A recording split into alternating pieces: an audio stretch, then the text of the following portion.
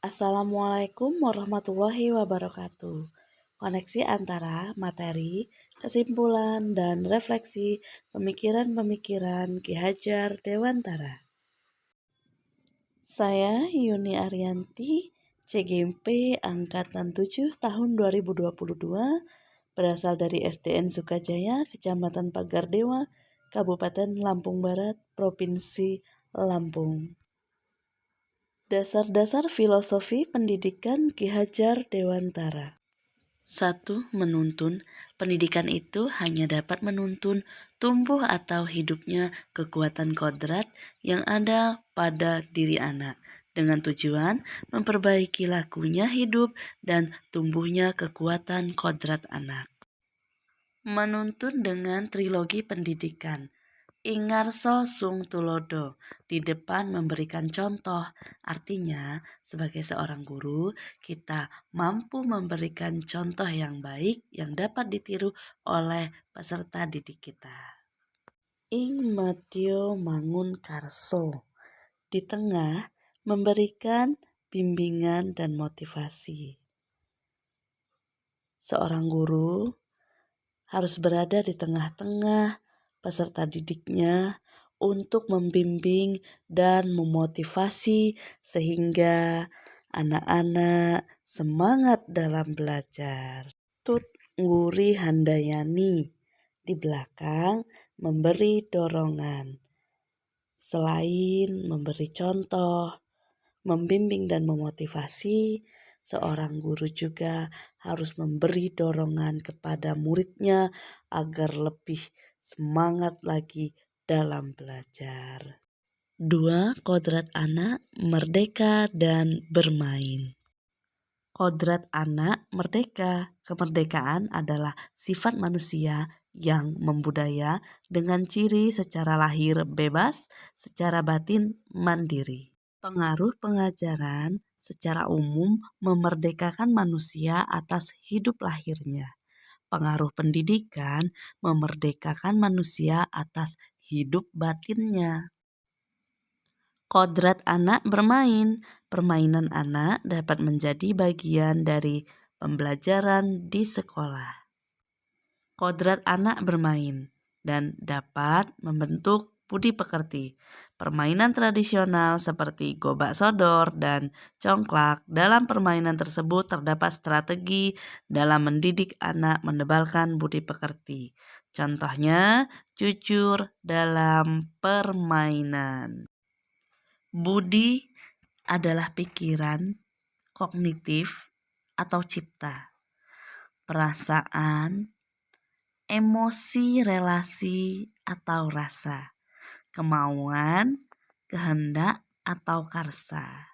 Sedangkan pekerti, tenaga atau perilaku, karya, bakti yang berhubungan dengan raga. Budi pekerti. Budi pekerti seorang anak akan dipengaruhi oleh kodrat alam dan zaman. Sebagai seorang guru, kita harus mempertebal garis-garis samar yang baik dan terbuka terhadap kemajuan zaman, namun tetap harus diselaraskan. Seorang guru dan orang tua harus suci hati mendekati sang anak, bukan untuk meminta suatu hak, melainkan untuk berhamba pada sang anak dengan semurni-murninya dan seikhlas-ikhlasnya dengan cinta kasih tak terbatas kepada anak.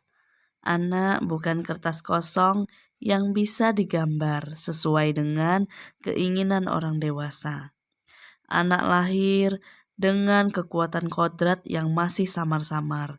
Tujuan pendidikan adalah menuntun, memfasilitasi, membantu anak untuk menebalkan garis samar-samar agar dapat memperbaiki lakunya untuk menjadi manusia seutuhnya.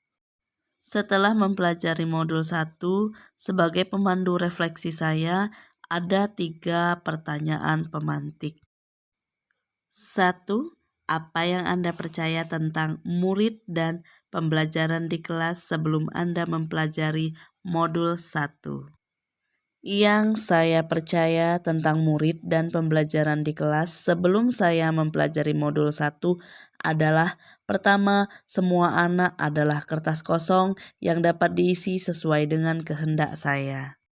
Kedua, semua anak memiliki kemampuan yang sama. Ketiga, saya berpatokan kepada nilai afektif anak dalam menilai keberhasilan pembelajaran. Keempat, terlalu disiplin dengan aturan-aturan kelas sehingga suasana di kelas tidak menyenangkan bagi murid. Kelima, saya kurang menggunakan permainan dalam pembelajaran. 2. Apa yang berubah dari perilaku atau pemikiran Anda setelah mempelajari modul 1? Yang berubah dari perilaku atau pemikiran saya setelah mempelajari modul 1 adalah pertama, saya lebih mendekatkan diri kepada anak-anak di kelas. Kedua, saya melibatkan permainan di dalam kegiatan pembelajaran saya. Ketiga, anak-anak di kelas lebih sering saya beri ice breaking saat pembelajaran terlihat membosankan bagi anak. Keempat, saya lebih menghargai jawaban-jawaban anak-anak terhadap soal-soal atau tes yang saya berikan meski jawabannya tidak sesuai dengan yang saya harapkan. Kelima, saya memberikan ruang kepada anak untuk bereksplorasi dan berkarya sesuai dengan bakatnya dan kemampuannya masing-masing. Keenam, saya berusaha untuk terus membuat hati anak senang di dalam kegiatan pembelajaran. 3.